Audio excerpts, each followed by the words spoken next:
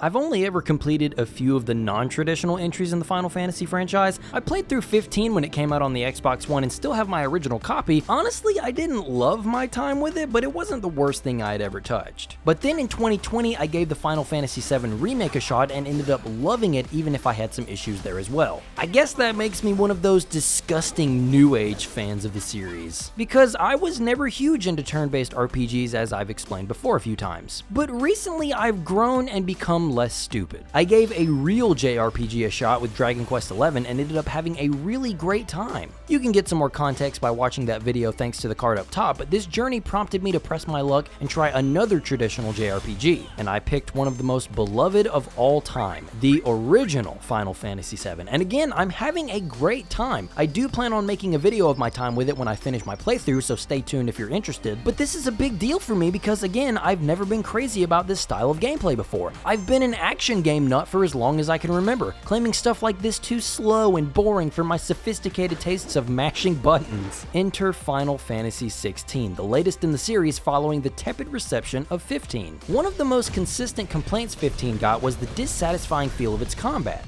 Yeah, God, I agree. Hits never feel good to land and it's never as precise as it should be. The game was also just too easy to force your way through thanks to the absurd amount of healing items you could always have on you. This is also a problem that team's next project would fall into, Smokin, leading to the unfortunate closure of Luminous Studios earlier this year. Creative Business Unit 3, however, was put in charge of 16, being behind the wildly successful MMO Final Fantasy XIV, a game that I actually have put a decent amount of time into, but all this is to say that fans have a lot of faith in this team. Naoki Yoshida is the producer of 16 and is the man behind the meteoric success of 14 after a disastrous launch. Yoshi P is a fan favorite due to his dedication to the series, but what caught my attention personally was Ryota Suzuki. This man is behind 16's combat system, and his credits don't do his name justice. He's a Capcom veteran with credits from a number of Capcom Versus games like MVC3. He worked on Street Fighter, Monster Hunter, Dragon's Dogma, and most importantly, Devil May Cry 4 and 5.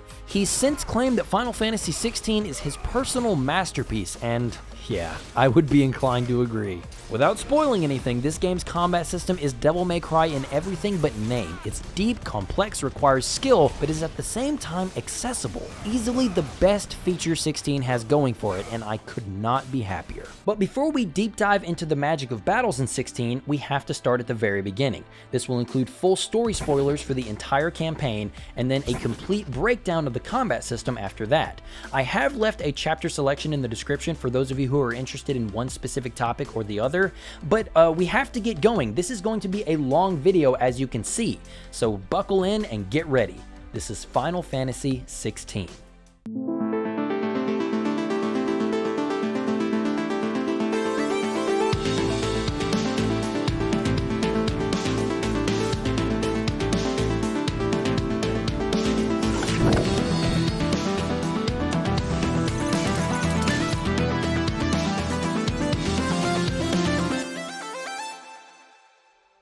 Welcome to Valisthea, a land dominated by several kingdoms that have been constructed around what are known as the Mother Crystals, giant mounds of crystallized stone that grant wealth and power to the nation that surrounds each crystal. Shards of the Mother Crystal are often mined to give citizens the ability to use magic that just makes everyday life easier. Whether it be something as small as lighting a cigarette or gathering drinking water, the crystals are the hottest convenience for the 6 nations of Valisthea. There are those that can use magic without the use of a crystal though. Those gifted with the ability to use magic freely are called bearers. You might think that these people would be treated as higher authorities if they have natural powers that others only have with the help of a rock, but surprisingly, it's the opposite. Bearers are looked down upon, very harshly in fact. They have little to no social status and are treated like third-class citizens. Known bearers are given tattoos on their face to identify themselves. These tattooed bearers are locally known as branded, being used as tools and even slaves in some kingdoms. Mastering this magic could make some quite dangerous, as you could imagine, making them effective killers on the front lines of war. They're seen as strong but ultimately disposable soldiers, seeing as how eventually bearers will succumb to the bearer's curse. which will turn the individual to stone if they use their magic power too much or too often. Each Mother Crystal and the empires around them need protection though, and this is where the Dominants come into play. Dominants are individuals blessed by an icon of power, or as we would know them, summons from previous Final Fantasy games. Shiva, Titan, Bahamut, these icons are said to gift an individual their blessing at birth, giving their chosen dominants the ability to call upon their strength. Dominants are the ultimate force to be reckoned with in Valisthea, but ultimately, they still use magic without the need of crystals, meaning even they can fall victim to the curse. The benefits of having these monsters on the field though far outweigh the cost, which is why most kingdoms will use these dominants as a secret weapon to turn the tides of war and secure power. The Kingdom of Rosaria is no different. This is where we find Clive Rossfield, our main protagonist for this tale, the firstborn son of Archduke Eldwin and Duchess Annabella. Clive was expected to inherit the blessing of the fire icon Phoenix, but to everyone's surprise, Clive never awakened as the dominant of fire. Instead, it was their next-born son Joshua who was blessed by the Phoenix. Clive wasn't too broken up about this though. Like a cringy internet boy, he spent his time mastering the blade and swearing to become his little brother's greatest protector, and he achieves this goal in time, granting himself a portion of the Phoenix blessing. Sometime later, Clive was instructed by his father to rendezvous with him and Joshua at a checkpoint after he finished with a special mission. Before going to war, the Archduke wished to commence with Joshua's ritual of the Phoenix at Phoenix Gate, so a vast majority of the Rosarian army accompanied them and was stationed there that night. Things go south very quickly, however, when forces from the Holy Empire of Sanbreque invade the checkpoint in the night. Most of the Rosarians are slaughtered in this raid, but Clive urges his father to take Joshua away to safety. They only make it through a wooden gate before Eldwin is decapitated right in front of Joshua. This sends the young boy into the priming state. Dominants can sort of halfway call upon the power of their icon, reaching a midpoint between human and full-on transformation. But even that doesn't last long as Joshua fully turns into the Phoenix, losing control and setting fire to the entire garrison, burning the invaders as well as his own soldiers alive. Moments later, a second icon of fire shows up and starts attacking Joshua, eventually pinning the bird boy down and delivering the final blow.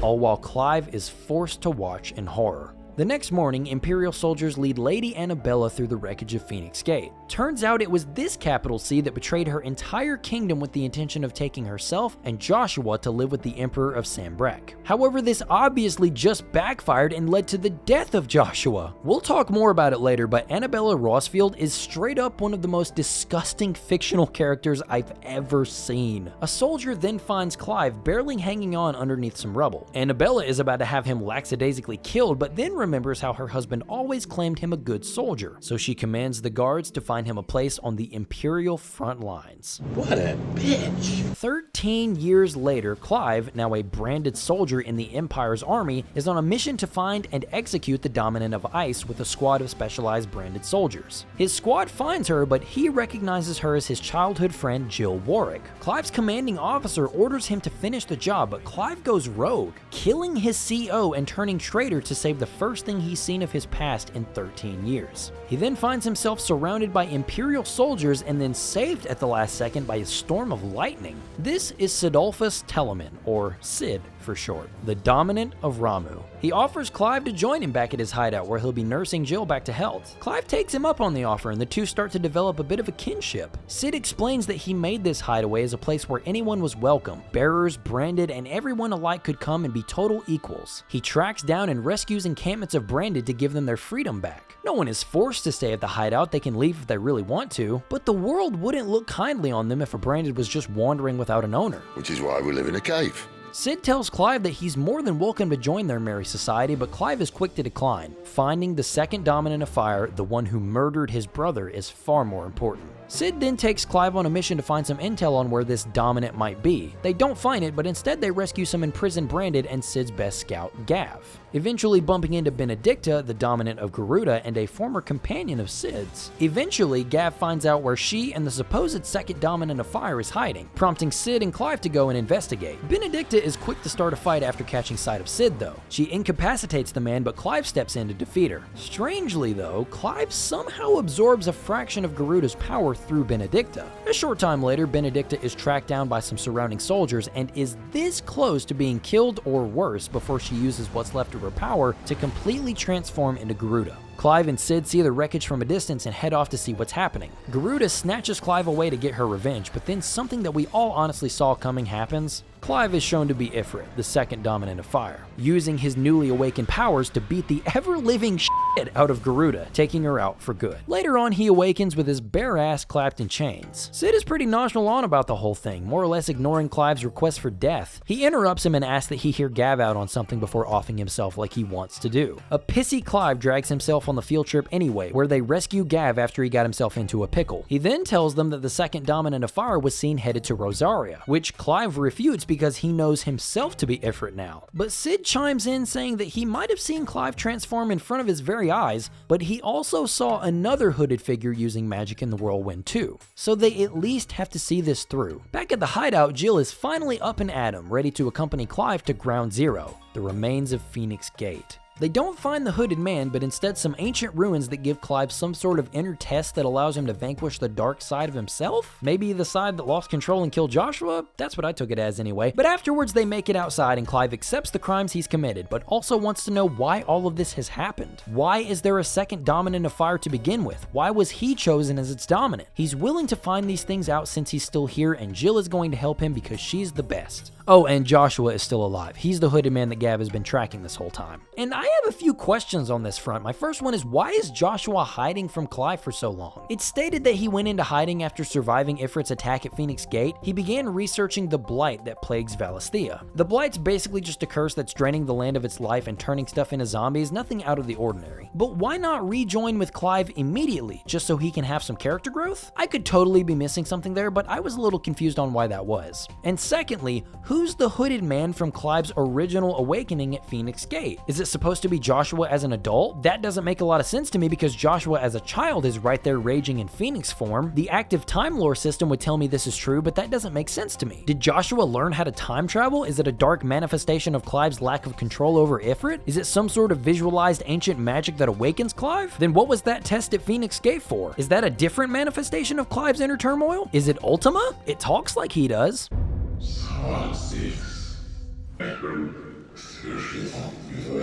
And I'm to believe Ultima did the same thing to Ifrit in the beginning of the game that he does to Bahamut when we reach Sanbreque later on. But if that's so, why does he look like Joshua with a cloak on? I'm pretty sure it's Ultima from the few nuggets I do have. They probably just didn't want to show their hand by using his model. I just like poking fun at this because it's visually kind of confusing. But after Clive's resolution, he and Jill return to the hideaway to commit to Sid's ideals. They want to help turn the hideaway into a place where anyone can live on their own terms, no matter what background they come from. Sid accepts them, but then proceeds to lay down a master plan, destroying the Mother Crystals. The Mother Crystals might be a great convenience for everyone, but they're also the main reason why the planet is dying. In the same way crystal shards draw ether from the air to produce magic, what do you think the Mother Crystals do but on a much larger scale? They're sucking the world dry, and with the way the blight is spreading, the world doesn't have much longer left. Thus, Sid aims to nip the problem in the bud, or buds. The party wastes no time in making their way underneath the city of Sanbreque to the Mother Crystal, and with one mighty strike, Sid takes the thing out, destroying the entire mountain-sized crystal. But all of this usage of Sid's power has left him weak. An odd-looking figure uses this opportunity to attempt to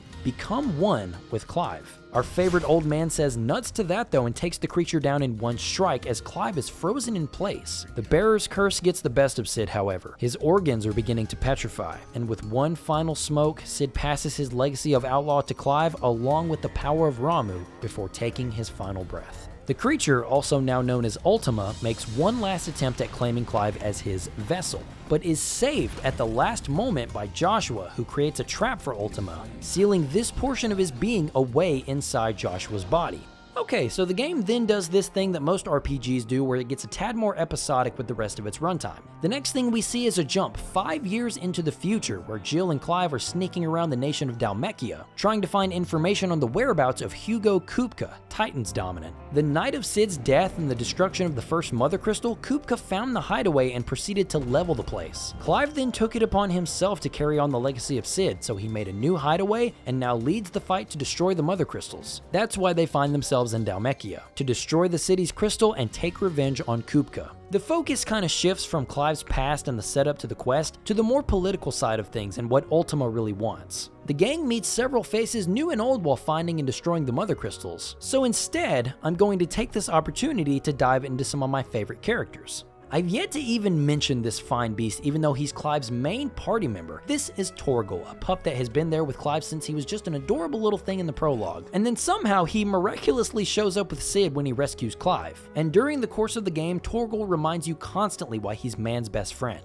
Just this very morn, I found him with his nose buried in my nuts. I'm sorry, you found him where? Not only is he always alerting the party to off-screen dangers, he's no stranger to jumping in and pulling off some sick maneuvers against enemies. These feats would be a little hard to believe for just a normal dog to perform, but that's because Torgal isn't a normal dog. Turns out he's a descendant of the frost wolf Fenrir, a beast that served the previous dominant of Shiva. This would explain why Torgal is so drawn to Jill, and also how he was able to unlock his own special powers. As if Torgal needed to be stronger though, it turns out that his power is amplified by icons in general, not just Shiva. So him being around Clive, who's essentially an icon petri dish at this point, he has become one ferocious pup. But if I can jump ahead, right before the group leaves for the final mission, you're given several side quests that come from pretty much every major party member, as a kind of final hurrah for Clive and his friends. And the only one to get me to tear up? The one with the dog. It really wasn't much. It just shows how Torgal never stopped looking for Clive after the incident at Phoenix Gate. He took refuge at Clive's treehouse and kept all of his old stuff in hopes that he'd come back to him one day, and it's all backed by this somber piano piece, and such a dog person. The other good boy of the group is everyone's favorite scout, Gav. He's one of those that grew on me the more time we spent with him, but eventually I loved the man this guy grew into. He's so unsure of his ability to be a leader after Cid left him. And in his final quest, Gav gets drunk and spills his guts out to Clive, telling us that he's always wanted to be a big brother because the chance was taken away from him. Imperials came the day she went into labor. Had myself a baby sister. And then I didn't.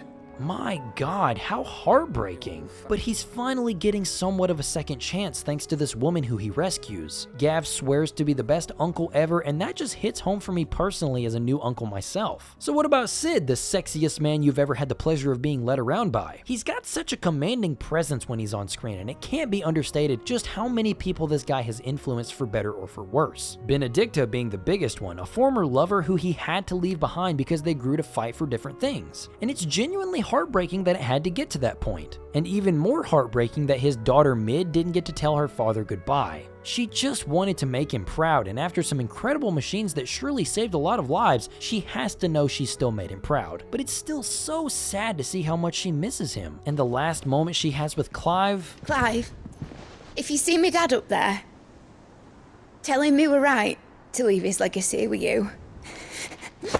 Oof. That one hurts. But what hurts the most is the leading lady of our story, Jill Warwick. She slowly became one of my favorite women in the Final Fantasy franchise. She has gone through so much. When she was found as a child by the Rossfields, Annabella's first instinct was to find a powerful family to marry her off to for money and power. Seriously, I'm telling you guys, this woman sucks. And then after the incident at Phoenix Gate, she was captured by the Republic and forced to commit war crimes as their super weapon. She has had choice stripped away from her so often in her life, it's no wonder Cid was trying to find her at the beginning of the game. But then she reunites with Clive, and the way their relationship develops is just too cute. You can tell at several moments that there's a spark between them, but they never quite give into it. They go on countless adventures together, some of which sees them getting payback on those who did unspeakable things to her, and I won't try to guess what those things are here. She proves how useful she is on more than one occasion, and her final quest... So Clive essentially just takes Jill on a date to one of their favorite meeting spots from when they were children, and we just get to see them talk about how they want to start a new life together when all this is over. Then they finally say their I love yous, and it's so well earned. If you go through all their content, see their relationship grow and strengthen, it makes total sense for them to end up together. These two are such a good Final Fantasy couple, and it's just all the more tragic knowing how the game ends. I just don't know why the game waited to deliver this level of character growth until the very end of the game. Seriously, just before you leave for the final encounter, like 10 side quests pop up on the map, and it's promotes all these fantastic scenes I've been describing. But beforehand, a lot of the side quests are just not on the same level. We needed more high quality side quests before the 55-hour mark. It would have saved a lot of them from being Final Fantasy XIV levels of tedium, but we'll circle back around to this in a bit. Let's take a look at our main boy now. Clive! Bro, why are you shouting? Overall, I'd say I enjoy the lad. Throughout the course of the game, he goes through two noticeable arcs. At the beginning, he's so laser focused on finding Joshua's killer, and then he finds out that he was the one who killed him and has to live with that guilt, until it's revealed that Joshua is okay. Then Clive takes on the mantle of Sid, so he gets this massive savior complex. He feels like he has to save the world all by himself now, but his allies are constantly telling him otherwise. This doesn't sit right with Joshua, especially who has just as big a part in this as Clive does. He eventually has to accept that he doesn't have to bear the responsibility alone, but he probably feels this way because of the trauma a certain parental figure embedded into him. That is, until we get some juicy retribution in the story. Let's go ahead and get back to finishing that, shall we? Clive tracks down Kupka, who has gone absolutely insane. Benedicta!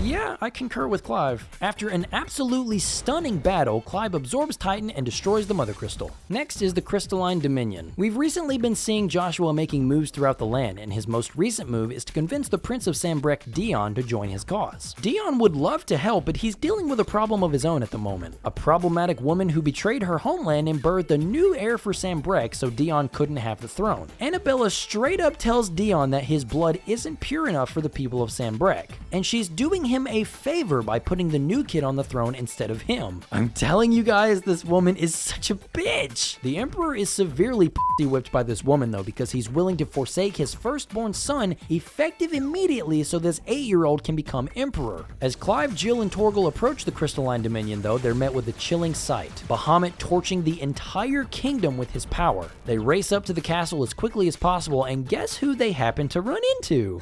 Mother. It's you! When I tell you guys this is my favorite scene in the entire game, I mean it. Clive is quick to see the new child she has and begins with the interrogation. She starts going on and on that she actually did her duty to her country by jumping ship and creating an heir that was blessed by both bloodlines, Bahamut and the Phoenix. It was her way of getting revenge on those who made fun of her behind her back for her and Elwyn's children. Clive, who failed to ever awaken as a dominant, and Joshua, who was always sick as a child and was a bit of a wimp. Because of this, she claims she had nothing back then. How could you ever know how that feels? It should have been you! Why didn't the Phoenix choose you? Joshua's every waking moment was spent trying to shoulder the burden that you and the Phoenix and the Duchy foisted on him. That's why I became his shield.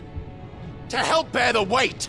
But what did you do? You betrayed your own blood and surrendered your son to his fate!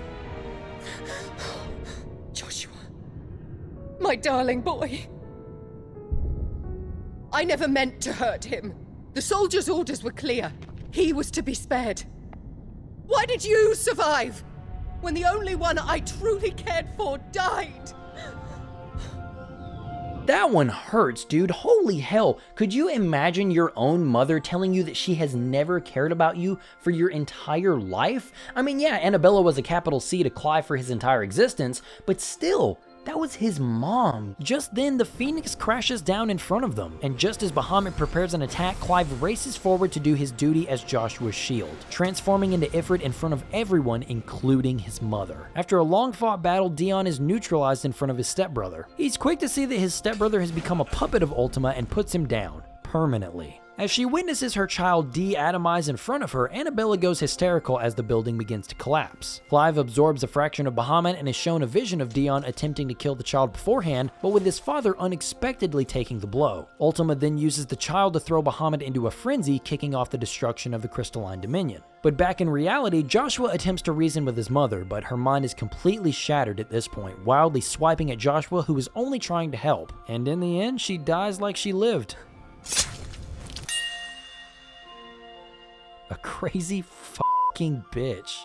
Next is King Barnabas, Odin's dominant. After nearly being killed by him twice, Clive eventually finds the strength to best him, and after that, the only thing left is to take on Ultima aboard his floating fortress Origin. Thanks to Dion chauffeuring Joshua and Clive up to Origin and then even making an entrance for the duo, they finally reach Ultima. And we finally get a plot dump on what it's after. Ultima is an alien who had their homeworld destroyed by the Blight, so the last remaining of their species came to Valisthea looking for a new home. But the Blight ended up following them. Ultima's solution was to destroy it, and luckily this new land is full of ether. Creating the mother crystals to harvest this ether was the next step. After doing all this hard work, he says to himself, I'm kind of the shit, aren't I? I bet having some people around to worship me and tell me I'm the shit would be pretty cool. And that's how he got the idea to create humanity, then creating dominance and icons so the kingdoms would constantly be in conflict with one another. And Clive was set to be his prophesized human, Mythos. Oh, I'm sorry, Mythos. Clive was meant to be someone with the power to eventually take all the powers of the icons to finish off the remainder of the human race. But Ultima's biggest mistake? Setting a timer and taking a nap. When they woke back up, humanity did not worship them, but instead gained free will and a thirst for power. This gets in the way of Ultima's final goal of a clean slate for their civilization. All they need now is the last of their strength.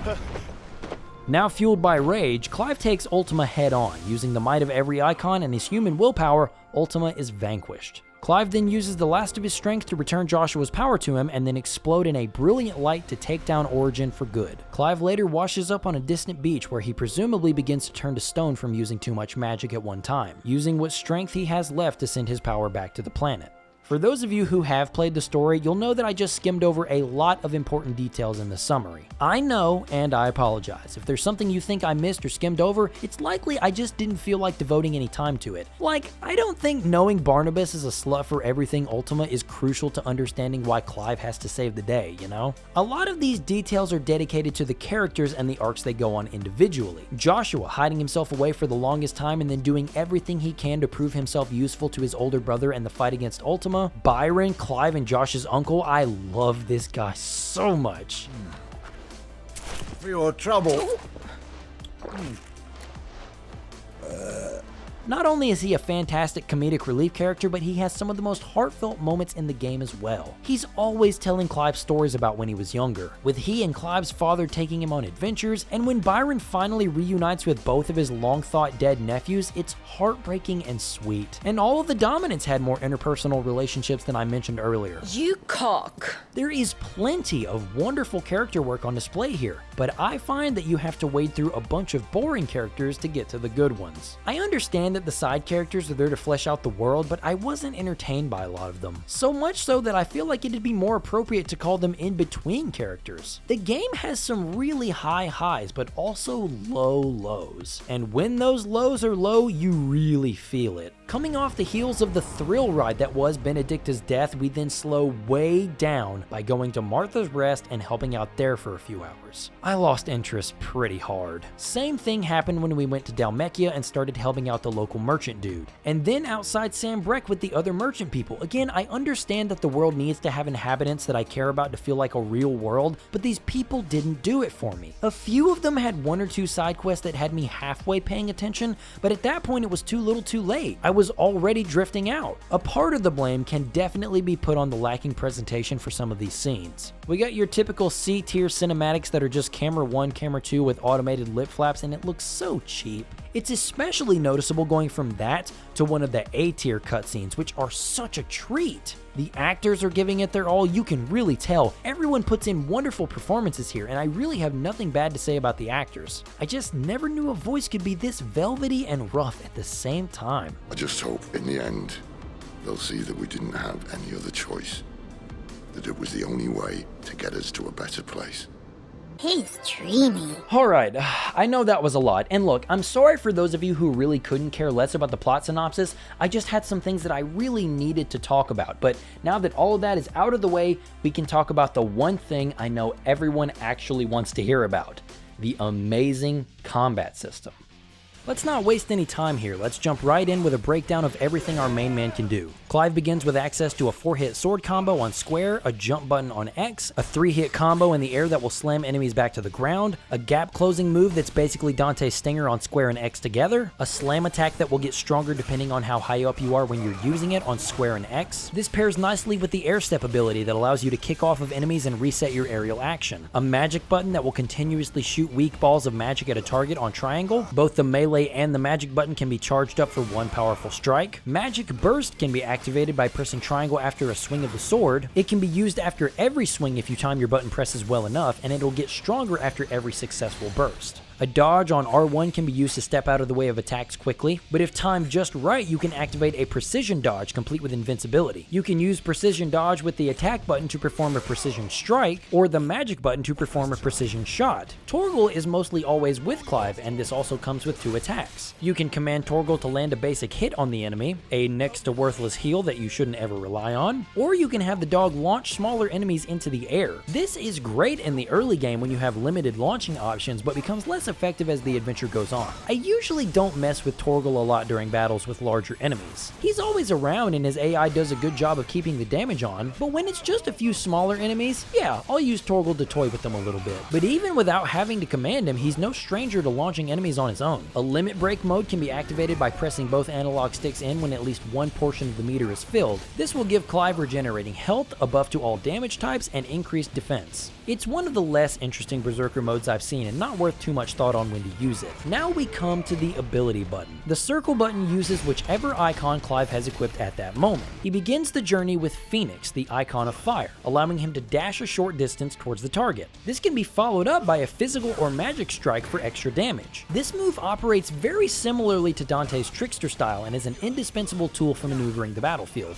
Next we have Garuda, icon of wind. This ability will send out one of Garuda's claws to grab any small enemies and bring them to Clive. This works pretty similarly to Nero's grapple arm. It's so useful for extending aerial combos and resetting in midair. However, if it's used on larger enemies, it'll only do this little spinning attack that gives Clive a little height. This attack isn't bad at all though, and it works especially well for larger enemies. Next is Ramu, icon of lightning. This ability allows Clive to shoot lightning bolts at a set number of targets. These lightning bolts deal some damage on their own, but they also stick to enemies and will detonate if the target is hit again. I'm not a huge fan of this one. The biggest deal breaker is how slow it is. It takes a good little chunk of time to acquire the targets, and then the animation to cast the move isn't a period of invincibility. You're very vulnerable when you're performing the move. It can be very effective, but I immediately swapped it out for the next icon, Titan. This allows Clive to block incoming attacks. It's kinda like Dante's Royal Guard, but not really. Unlike Royal Guard, there is no penalty to holding the block up. You lose no meter or health by simply blocking smaller attacks. And if you can time the ability just before an enemy strikes, you'll initiate a counter.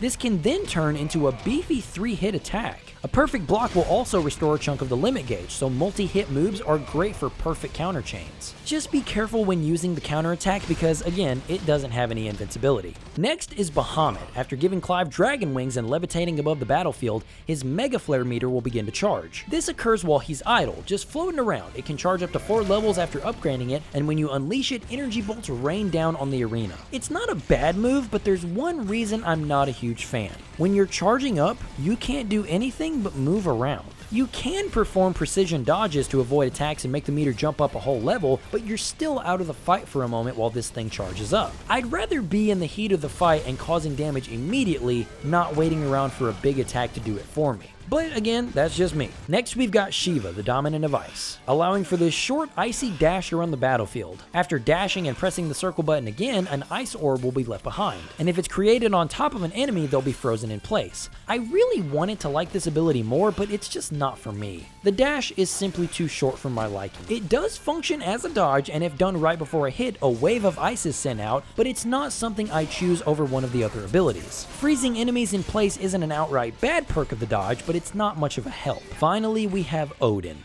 Icon of Darkness. This ability allows Clive to turn his sword into Odin's Sword of Darkness. This will replace Clive's base moveset with a unique one. A combo flurry instead of the 4-hit combo, no aerial combo to speak of, just a dash that puts him back on the ground, a lengthy slashing dash instead of stinger, and this admittedly cool spin move instead of the slam. Landing all of these moves will fill up the gauge on the left of the screen. When at least one gauge fills up, you can hold down square to unleash Zantetsuken, a powerful strike that deals more damage depending on how many gauges are filled up before using it. The damage for these strikes is okay, but the moves that replace Clive's default moveset don't flow as well as previously. The grounded combo might be a little more flashy, but I can't use Magic Burst. The aerial game isn't nearly as versatile because of the lack of an actual aerial combo, and on top of that, there's no dedicated way to launch enemies with Odin equipped. And while you might be saying, just switch to Garuda and pull them into the air so you can switch back to Odin, well, let's get into my biggest complaint with the icon system, how limited you are in your use of it. Clive is only allowed to have 3 of the 7 icons equipped at any given time. You're able to swap back and forth between any of the 3 during battle, but I honestly don't think 3 is enough. One thing that combat desperately needed towards the beginning of the game was more mobility and defensive options for Clive.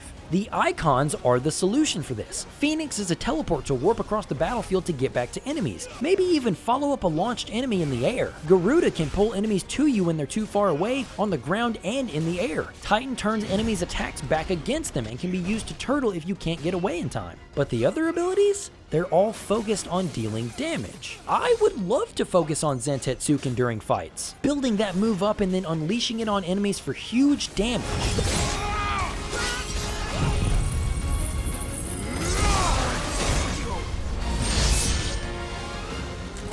But to do that, I'd have to sacrifice one of my 3 icon slots that make combat flow as well as it already does. Why would I give up an instantaneous teleport so I can slowly dash around the arena and freeze enemies for a second? No thanks. Why would I forfeit having a block and counter so I can slowly float around the battlefield and charge up Mega Flare? I guess the damage would be worth it in the end, but I don't want to give up a counter as solid as this. It's too useful, and swapping to it at the last moment to get that counterattack is way more engaging than this.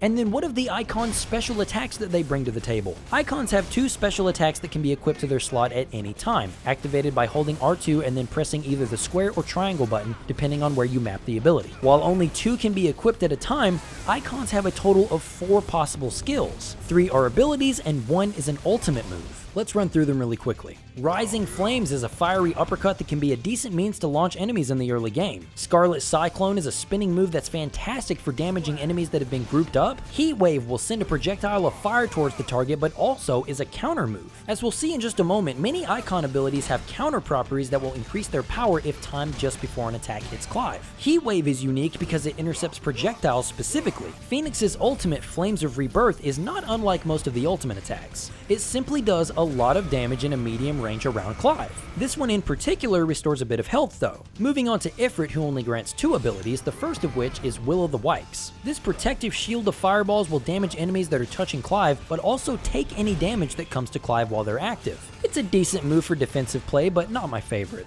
On the opposite end of that, we have Ignition, a fiery dash that will collect enemies and drag them along for the ride until a final slash. This move is absolutely fantastic for any situation. Genuinely a move that I think should be somewhere in your icons at any time. Now onto Garuda, beginning with Gouge, a multi-hit claw attack that's great for racking up combos and damage fast. Then we have another essential, Wicked Wheel. This is easily the best launcher in the game. It does incredible damage, and unlike Rising Flames, Clive is brought into the air for a follow-up, an absolute must-have.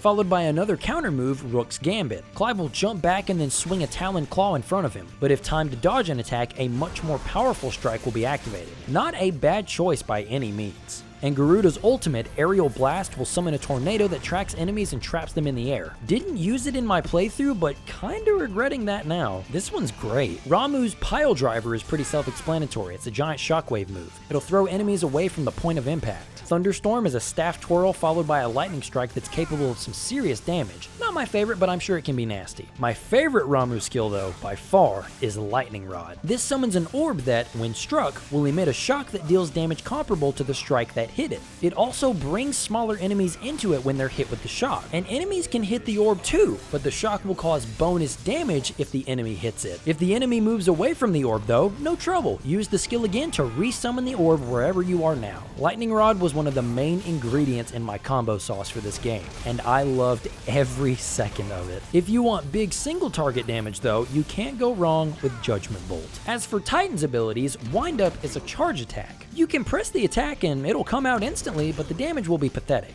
You're meant to charge up the attack and release it when in the sweet spots for extra damage. And it's the same deal for Upheaval. This ground slam is great for immobilizing smaller enemies. It's not something I think I'd have equipped though, because I'd rather be juggling enemies in the air, not tripping them on the ground. Needless to say, my favorite of Titan's abilities is Raging Fists. It's another counter move, but one that I really vibed with. If you can counter a move with it, Clive channels his inner Jiren and just wheels 1,000 punches in front of him for big damage. And for the ultimate ability, we have Earthen Fury. If you're looking for crowd control, look no further. Clive grabs the ground and slings it up, causing pillars of stone to spike up, taking any enemy caught in it with it. This is yet another one of those moves I wish I had tried out in my playthrough. This shit looks awesome. Bahamut's Impulse fires homing fireballs that get stronger and stronger the more they attack their target. Flare Breath shoots a continuous wave of fire that can actually push and pull groups of enemies wherever you walk them around. And Satellite spawns 2 nodes that follow Clive. When Clive uses his magic commands, these nodes will each fire a burst of projectiles at the target. They can even be used to keep smaller targets in the air if you have the time to focus on them. Bahamut's moves are really cool, but they're definitely not for me. They're a little too focused on spamming projectiles and setting up for big damage payoffs. I have no doubt that there's some cool stuff that can be pulled off by mixing up abilities like the Icon ability and the Satellite, but I prefer to be in the enemy's face rather than bullying them from afar. The one ultimate move I did use during my playthrough though was Giga Flare. This giant laser absolutely wipes the floor with smaller enemies, and when fighting bigger targets, it's great for shaving off chunks of the health bar. Next we come to Shiva and her first ability, Ice Age, a charged move that rises amount of ice to damage and potentially trap an enemy for a moment. Mesmerize is one that I really wanted to like more. Clive will send out shards of ice that will drag smaller opponents to him, but when I use it in the field, it felt like it only worked some of the time. It also is just one of the less effective moves for gathering enemies up in my opinion. Rhyme will cast a giant spinning snowflake at an enemy, dealing constant damage to anything caught in it. And it's honestly just Lightning Rod, but worse. It has no extra damage that can be dealt by interacting with it, and you can even accidentally knock enemies out of it if you're not careful. It can be moved like Lightning Rod, but I think it's flat out less effective than Ramuh's ability. Thankfully, Diamond Dust saves Shiva from having a pretty lackluster move list. It's another ultimate that just does a lot of damage in the area around Clive, but this one does mostly magic damage, which I'll cover the significance of in just a moment. Finally, we come to Odin, or as I like to call him, the most disappointing icon in the game. I don't mean to be that dramatic, but I had such high hopes for this guy. So if you recall his icon ability, Zantetsuken, the higher the blade's level, the more dangerous that move will be. Well, the level is also increased by all of the other abilities too. Gun Gear is probably my favorite of the bunch because it's so unbelievably cool looking. This combo is so edgy it hurts, but it's a shame that it doesn't hurt the enemies. It does so little damage. I thought maybe the higher the Zantetsuken level, the higher the damage of all the moves would be too. But nope, the attack's doing 30 damage at level 1 and it's doing 30 damage at level 5. 2,102 damage is what Gun Gear does at max level. Rising Flames, the first ability period, does 8,793 when maxed out. That's just not worth it to me. Heaven's Cloud is another one that I wish did way more damage than it does. It's so sick! The concept of the attack is dripping with the kind of corny edge that I love. Slashing from one target to the next at breakneck speed, sign me the up, dude! But again, the damage output makes it so unappealing for a special move. Rift Slip is probably one of the coolest ideas on the roster. I love the idea of being able to cancel any action directly into any other action, but the fact that there's a cooldown on a skill like this kills anything it could have had for me. Even if it's a short cooldown, any limitations on an ability like this kills the combo potential for me. And then finally we have Dancing Steel, another ultimate ability that focuses on a single target and is all about filling up the Zantetsuken. working gauge. While the damage is slightly more forgivable here, I still can't get into it. A lot of these skills are fantastic and add a lot of depth to the battles, but my biggest issue is that you can only ever have 6 of these abilities usable during any single fight. This includes regular abilities and ultimates. That's such a small percentage to choose from in this huge pool of abilities. And initially, you can only use an ability if you have its corresponding icon equipped. Thank God for the mastery system. As you pump points into abilities, you'll be able to upgrade their effectiveness and power, as well as mastering them. This allows any ability or ultimate to be equipped to any icon. This is a wonderful way of allowing players to be more creative with the kind of moves they use and experiment with. But only being able to have 6 is too small of a move pool for me. Some of the moves are too useful to not have equipped. Wicked Wheel is one of those essential moves to me. No other ability in the game is as effective as a launcher, making it damn near essential for aerial game. And to set that up, I can't think of a more reliable move than Ignition. Legit one of the most effective moves in the game to me. As soon as it was unlocked, it stayed equipped for the rest of the playthrough. I like to have one counterattack special move on hand so Rook's Gambit or Raging Fist fills up another spot, and that's if you only want one. Lightning Rod became a crucial part of my build to essentially double the damage that me or the enemies dish out. That's over 50% of Clive's moves right there. That's not even counting for a single ultimate. Those are just my setup moves. Of course, this isn't the end of the world and the game is more than playable with 6 equipped abilities, but I think the system would have benefited from giving even one more ability slot. Or better yet, how about just give us another icon to switch to? I very strongly believe 4 icons should have been the cap. And instead of cycling through them with L2 and sometimes getting fumbled on which you're going to cycle to, have L2 bring up a submenu where you select one of the 4 directions on the D-pad. Lean more into the inspiration of them being like Dante's stances, because then I would have the room to have my sauce abilities like Phoenix, Garuda, and Titan, but also an experimental icon. Maybe I want to give Bahamut's Mega Flare a shot. Maybe I want to see how effective Shiva's Ice Dash can be. Maybe actually get better at weaving Odin's Blade of Darkness into combos to unleash a level 5 Zantetsuken every once in a while. I'd be more willing to do so if I had the breathing room to comfortably make it happen. And on top of feeling limited in your icon selection, Clive's base moveset could stand to have a little more going on. As is, I don't feel like he has enough base sword combos to keep combat entertaining for a 50+ hour campaign. It's decent, but a 4-hit combo, charge moves, and 1 alternative move for in the air and on the ground is a little light for a combat system this sophisticated otherwise. I was halfway expecting Odin's icon ability to be the solution to this, giving Clive another moveset to swap between. And while this is kind of true, it's a little awkward to transform the sword with circle and then attack with square. It would have made so much more sense to me if the Sword of Darkness was swung by pressing the circle button like all the other abilities, allowing for the base sword and Odin's sword to be mixed and matched. But like we discussed, its combos aren't all that useful to begin with, and you'd have to give up one of your 3 icons to use it. I just really expected this guy to have some pause combos in between strikes that help with juggles. Juggling altogether could use some help because Clive's base moveset is not set up to get enemies in the air. A charged projectile can do it when a smaller enemy is staggered, but Clive's jump can't reach high enough to follow up on that height. You would have to use Phoenix's dash to follow up on that immediately. Pulling an enemy into the air and using air step can be fun, but there are barely any icon abilities that can be used as combo extenders in the air, and that would use up one of your 6 ability slots. It's like my best friend Nick says, the cake underneath is really good, but there's just a little too much icing on top. I want more options for ability combinations so I can get the most out of this already stellar combat system. I can pull off 6 stuff if I play well, and it feels great to do so, but I want to do so much more when the building blocks are right there. Even still, playing the RPG side of things can make these battles thrilling as well as strategic. Enemies have a stagger bar below their health, similar to the 7 remake. When the bar is halfway emptied, the enemy will falter for a moment, and if you're quick, using Garuda's ability will grab them and pull them to the ground, keeping them stunned for just a moment longer. Every medium to large enemy has this weakness too. I'm telling you, Garuda should always take up one of your slots. She's too important to not. But when the stagger bar empties completely, the enemy is stunned until it refills and they take increased damage for that whole duration. This process can even be sped up depending on what type of damage your attack is dealing. Every ability has a star ranking on whether it's doing physical damage or magic damage. Magic damage will hurt the health bar, of course, but it will melt the stagger bar. Meanwhile, physical attacks are best at taking the health bar down. This might sound crazy, but this turns fights against larger enemies into destiny bosses for me. Once they go down, the damage multiplier is up, so it's damage phase. Towards endgame, when I had a grasp on how it worked, I would summon my lightning lightning rod, cut the animation short by activating limit,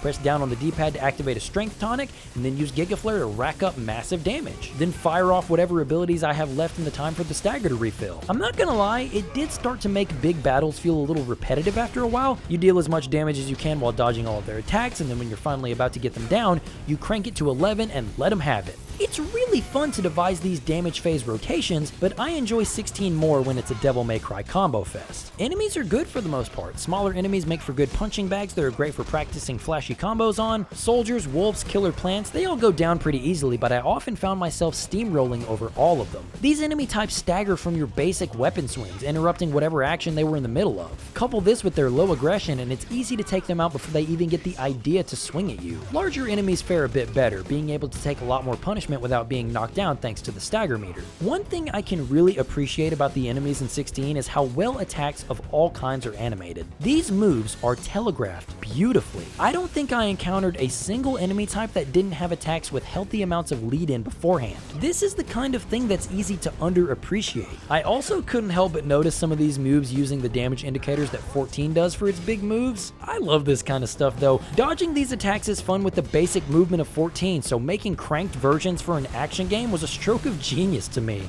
It works beautifully for these huge attacks. There were some basic attacks that came out a little earlier than I expected, like the Behemoth's lunge attack. It caught me off guard the first time I encountered it, but after that I learned to block or dodge just a little earlier than I normally would and I was golden. And using the defensive abilities' invincibility frames on the multi-hit moves was always fun to abuse. Whether it's getting multiple precision strikes during something like a projectile barrage or titanic blocks on a spinning axe to build up limit faster. Off-screen attacks are handled very thoughtfully as well. I think Final Fantasy XVI will be my new poster child on how to handle enemies that aren't your main focus. This arrow gauge points to the enemy that's attacking, and it'll fill when the attack is about to reach Clive. So if you can read it in the nick of time, you can still comfortably manage enemies off screen. And even still, I got the impression that enemies off screen weren't as aggressive as the ones you're actively fighting. This goes for magic users too. There are those that can heal enemies you're wailing on, keeping them alive long after they should have died. They can cast Barrier, which will protect a single enemy from your sword's basic strikes. This is pretty easily gotten around though, with literally every other attack being effective against the shield. It just takes any kind of magic damage to break the shield. So charged sword swings, yup. Projectile magic, yup. Icon abilities, check. By far though, my favorite status effect to fight against was the Bravery spell. It turns even the small enemies that used to just be the punching bags into DMC enemies, where they mostly ignore hit stun and will follow through with attacks more often thanks to heightened aggression.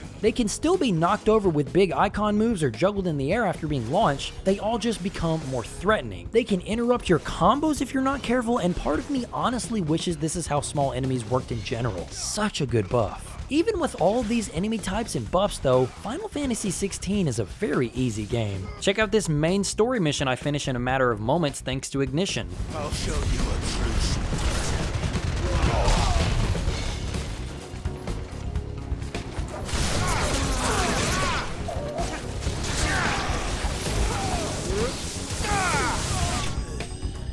Of course, cooking up your own devastating ability combinations like we've discussed is a big part of breaking this game. Just like any RPG, that's part of the fun. But the items are also a big contributing factor to 16's lack of true danger. If you're getting low on health, at any point you can pop a potion or a high potion. Even if you're flying through the air, you can press one of the D-pad directions and instantly heal Clive. After a death in the overworld, the game will refill your potions and tonics for free, plus the constant assistance that your party members provide. Whether it's Joshua casting a protective spell over you or Jill laying on the damage with ice spells, you can't say you're alone in fights. Not to mention the increase in regen and defense you get from your limit break. I feel like those who say 16 isn't an RPG maybe say that because their favorite aspect of RPGs aren't represented as well here. And while I sympathize with that on some level, I can't help but feel like that's cherry picking just a bit. Because to me, a big part of RPGs is finding equipment and abilities that break the game in question in half. Final Fantasy XVI has that and then some. I can understand that the lack of equipment that changes the way characters play is a big turnoff. Things like the Berserker Ring and the Charge Ring are there, but their effects don't add anything interesting to encounters. The different swords you can buy or craft are personally disappointing for me. They feel like progress checks that make sure you're doing the correct amount of damage for that point in the playthrough. That's a very frustrating aspect of action RPGs in general though, and not unique to 16.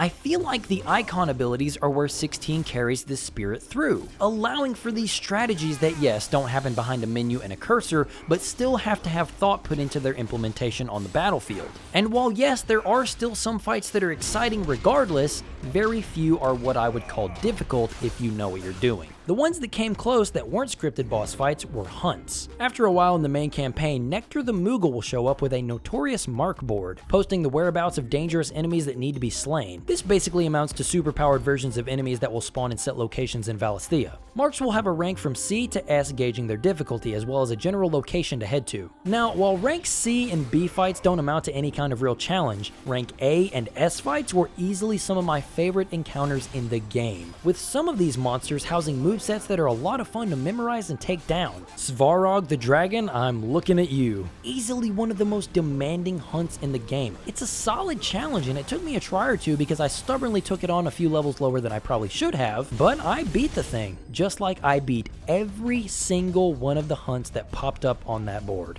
Oh yes, I was committed on this playthrough. Not only did I do every hunt, but I also completed every single side quest as it became available. And this is where I ended up having the most amount of fatigue while playing. Structurally, Final Fantasy XVI is a pretty linear game. There are plenty of finely crafted dungeons that you'll be funneled through during the lengthy campaign, and they're great, offering a few opportunities for exploration here and there, but more so offering up stellar battles. But in between these linear sections of content, 16 introduces a few large hub areas to explore. The only thing is, there's rarely any reason to explore these fields without the game hinting that something is there at the end of your venture. Like, you're not going to run into any spontaneous side quest in the wild. The only kind of exception is the Chocobo side quest that you can conveniently find on your way to Martha's Rest, but that's it. There were moments when I wandered off the beaten path and maybe ran into something that wasn't laid out for me, but getting back to the hideout reveals that it was just unlocked conveniently when I left for that mission. Not a fan of the seemingly pointless expansiveness of these areas. I'd say they were downright pointless, but 16 does have a use for this space, and that's to spread side quest objectives out to their corners. Early on, I did my best to listen to the dialogue and actually pay attention to what these quests have going on narratively speaking. I wanted to get engrossed in this world, but quest by quest I got worn down. They get so boring so fast. But I made a promise to myself that I was going to do my best to see as much of this world as I could handle. So I toughed it out and skipped the ones that I couldn't bear anymore. Some of the side characters did end up getting a second win thanks to these optional storylines. I felt for Quentin, the mayor of Lostwind. Quentin is a gentle soul who feels wholly responsible for his little village. But later on you find out that he's actually dead set on revenge. Long ago he lost his entire family to a bearer hunter. Lostwing has actually been somewhat of a grassroots militia of bearers that Quentin has been collecting, until the day he can find the man who killed his family to take revenge. Clive helps him to do it once he finds out, but it doesn't bring him the kind of closure he was hoping for. This mirrors Clive's journey in a weird way, and it was really interesting to witness. Speaking of bearers, there's one side quest that points out how dangerous the operation to remove a brand is. Branded would want to do this just so they're not easily recognizable anymore, but this paints a really cool, dark picture of the lengths these people would go to for the removal of these marks. Blackthorn the Blacksmith has a great set of side quests where he starts to get a little mopey and unsure of his abilities as a blacksmith because he sees a really well-crafted piece. This happens 3 separate times, mind you, so Clive has to find out how to cheer this gruff emo up. It's cute to see it play out, but by the 4th one, I was skipping dialogue. And that's for a character I was mildly interested in. This woman who wants help finding cloth or some shit. Whatever am I to do now, Clive?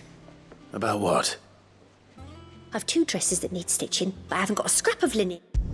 Who fucking cares? I'm not going to sit here and listen to this stuff. If you get enjoyment from learning about the minutia of Valisthea's inhabitants, more power to you. I sat through all of these side quests because there was the oddball that interested me, yes. But I mostly did it so I could get all the extra rewards that they give. Increased maximum capacity for potions, increased potency for potions. Those blacksmith quests, that's how I was able to craft the best weapon possible for the first playthrough. These extra little things aren't necessary because of how easy the game is, but but I did enjoy them enough to do them. And like I mentioned in the plot synopsis, the final set of side quests for the main party were some of the most touching and heartfelt moments you can experience with these characters. For rewards like these, I can deal with a few lackluster fetch quests. I can deal with a go here, kill these enemies. But these MMO side quests hurt less knowing the game can crank the dial up to 11 when it needs to.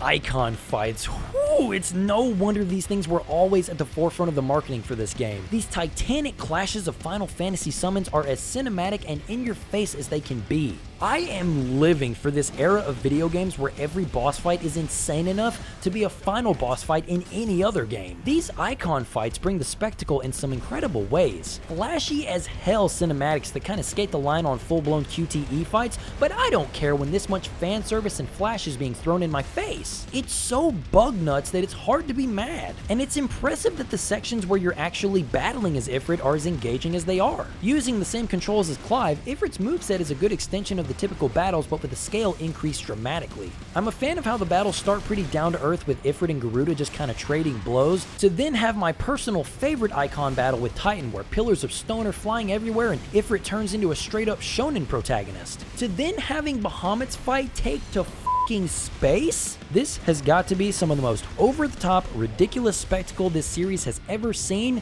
but it uses it so well in my opinion. They all work well as fights even when you're not necessarily manually putting in the combos. Using Metal Gear Revengeance's method of cinematic boss fight is so effective here. Clive, and by association you as the player, have no idea how you're going to even scratch Titan. Ifrit is doing everything in his power, but he's just not harming this thing's outer shell, and it's starting to look a little hopeless. But when he finally uses Titan's own tendril against him, and you see the yellow damage numbers and a chunk of the health bar disappear, you and Ifrit have the same reaction. I've got you now. Hell yes, I live for this kind of shit. And finally, I'll speak on how this game looks and performs. It's alright. It's one of the quirkier suites of settings for a modern game on console, that's for sure. If you know me, you know I prefer to have my games run at 60 FPS if given the option. I personally don't think the higher resolution and visual fidelity is all that noticeable, but that's just me. It just stinks that the game's frame rate mode is so inconsistent. During exploration, especially in towns, the game is sputtering to keep up with 40 FPS. It rarely ever achieves 60 during downtime, but watch what happens as soon as I begin a combat encounter. Wolves.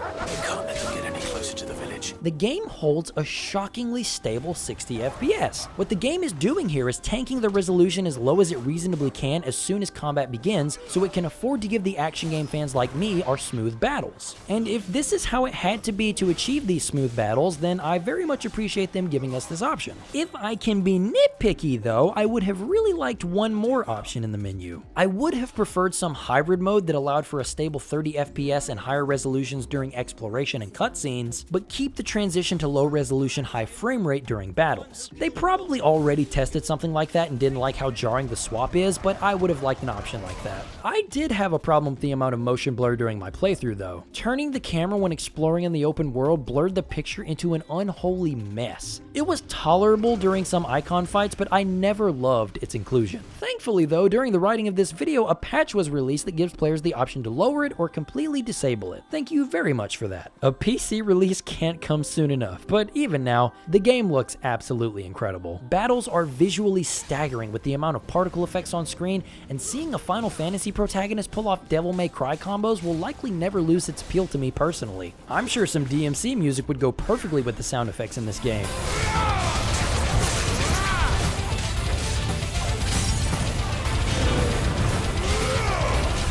Sound design across the board is pretty great, but I only remember being immediately impressed by the glaciers you pass at the beginning of the game. The way they shift and crack is so satisfying thanks to the 3D audio.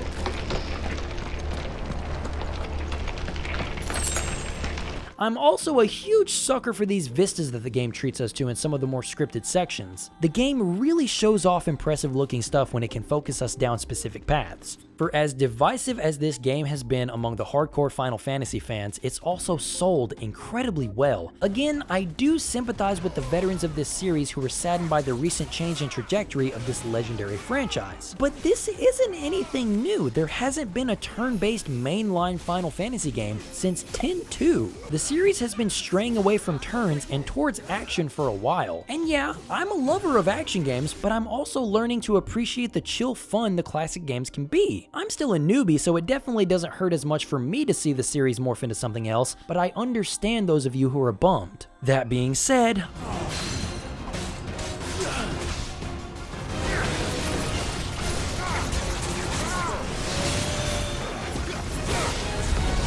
I love the new direction of Final Fantasy. 16's combat system is one of the most incredible that I've gotten my hands on for a 50+ hour campaign. While I do think they could have given us a little more room to put the tools they developed to the test, I'd just be wrong to say that this battle system is anything other but incredible. I have my own setups, of course, but I've talked to others who have taken advantage of icons I didn't even give the time of day, which is fantastic. I'm glad the system is flexible enough for that. I'm just personally not willing to let go of something as crucial as a block or a grapple for one of the other abilities. While there is an arcade mode that allows you to replay any of the story missions with performance rankings at the end of the mission, they don't give you any kind of reward for achieving a high rank. They're only there to test your skills and grab a high score, which seems really easy to do if you ask me. I did too and easily got S ranks on both of them. Call me a disgusting action game fan, but I wish every battle in the game had a ranking at the end of it. I like being told that what I'm doing is working well or even exceeding expectations. And I think this could have encouraged icon experimentation even further. So I was going to go through New Game Plus on the new Final Fantasy mode to see the remixed enemy formations and get the Ultima weapon,